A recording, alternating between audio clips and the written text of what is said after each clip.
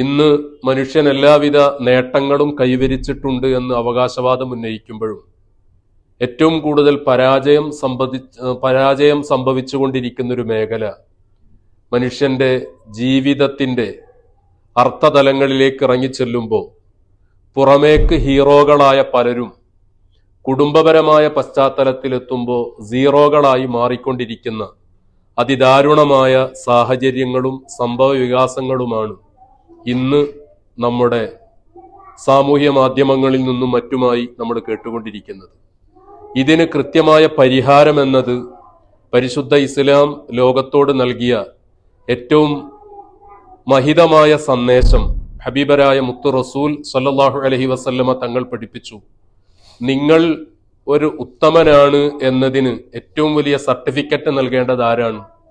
ഖിയാറുക്കും ലിനിസാഇക്കും, നിങ്ങളുടെ സഹധർമ്മിണികൾ നിങ്ങളെക്കുറിച്ച് എന്തൊരഭിപ്രായമാണോ രേഖപ്പെടുത്തുന്നത് അതിന് ഏറ്റവും വലിയ സ്ഥാനമുണ്ട്.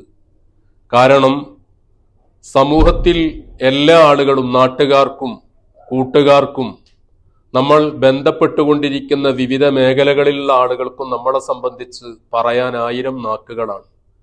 എന്നാൽ നമ്മുടെ ജീവിത പങ്കാളിക്ക് നമ്മളെക്കുറിച്ച് പറയാൻ പരാധീനതകളും പരാതികളുമാണ് ഉള്ളത് എങ്കിൽ, നെഗറ്റീവായ പ്രതികരണമാണ് എങ്കിൽ തീർച്ചയായും നമ്മുടെ ജീവിതം പരാജയമാണ് എന്നതിൻ്റെ ഏറ്റവും പ്രധാനപ്പെട്ട ലക്ഷണമായി അതിനെ വിലയിരുത്തണം.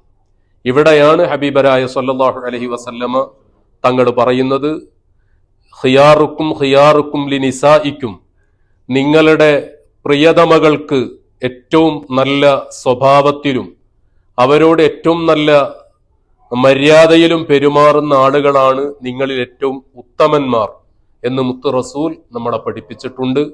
ആ പരിശുദ്ധമായ അധ്യാപനം നമ്മുടെയൊക്കെ ജീവിതത്തിൽ കൂടുതലായി പ്രാവർത്തികമാക്കണം. അള്ളാഹു നമുക്കതിന് ഭാഗ്യം നൽകി അനുഗ്രഹിക്കുമാറാകട്ടെ.